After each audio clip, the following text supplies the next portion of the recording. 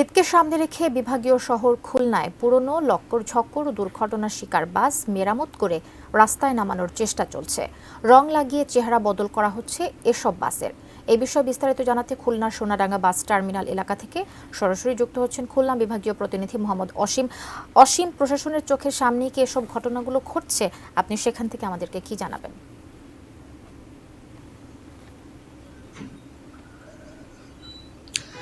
কবিতা, দেখুন, আজ নয়, রমজানের প্রথম থেকেই কিন্তু ফিটনেস বিহীন যে সমস্ত গাড়ি রয়েছে, অর্থাৎ লক্কর গাড়ি, যে সমস্ত গাড়ি একেবারেই চলাচলের অনুপযুক্ত ছিল, সেসব গাড়ি কিন্তু রমজানের প্রথম থেকেই এই যে খুলনা সোনাডাঙ্গা কেন্দ্রীয় বাস টার্মিনাল রয়েছে তার আশপাশে যে সমস্ত গ্যারেজ রয়েছে সে সমস্ত গ্যারেজে কিন্তু এই সমস্ত লক্কর গাড়ি কিন্তু রং করে নূতন করে তৈরি করা হচ্ছে। অর্থাৎ বাড়তি টাকার একটি লোভে কিন্তু এ সমস্ত গাড়ি রাস্তায় নামানোর চেষ্টা করছে। আর প্রশাসনের কথা বলেছেন, আমি পুলিশের সঙ্গে কথা বলেছি, বিআরটি এর সঙ্গে কথা বলেছি, তারা যেমনটা বলছেন যে আসলে মানুষকে ঝুঁকিতে ফেলে কোনো ধরনের লক্কর কথার সঙ্গে বাস্তবতার কোনোটা মিল নাই। ইতিমধ্যেই কিন্তু অনেক ফিটনেসবিহীন গাড়ি খুলনা থেকে চলাচল করছে, অর্থাৎ বিশেষ করে খুলনার সোনাডাঙ্গা বাস টার্মিনাল এলাকা থেকে ঢাকা সহ এখান থেকে 18টি রুটে বাস চলাচল করে। এ সমস্ত প্রায় সব রুটেই কিন্তু এই সমস্ত গাড়ি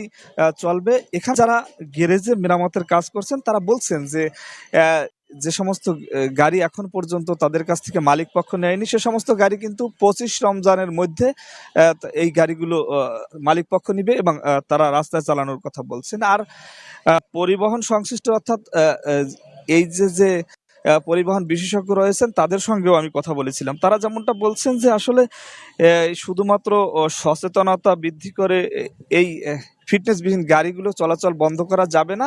এই গাড়িগুলো চলাচল বন্ধ করতে হলে এবং ঈদে মানুষের যাত্রা নির্বিঘ্নে করতে, অর্থাৎ যেন কোনো দুর্ঘটনার কবলে মানুষ না পড়ে, সেজন্য কিন্তু প্রশাসনের পক্ষ থেকে এই পদক্ষেপ নিতে হবে যেন এই ফিটনেসবিহীন গাড়ি যেন খুলনার থেকে কোনো গাড়ি ছেড়ে না যেতে পারে এবং সাধারণ মানুষ যাতে সুষ্ঠুভাবে চলাচল করতে পারে। আমার কাছে সব মিলিয়ে এই ছিল কবিতা, খুলনা থেকে ঈদ উপলক্ষে যে সমস্ত গাড়ি ফিটনেসবিহীন গাড়ি মেরামত করা হচ্ছে তার সর্বশেষ খবর।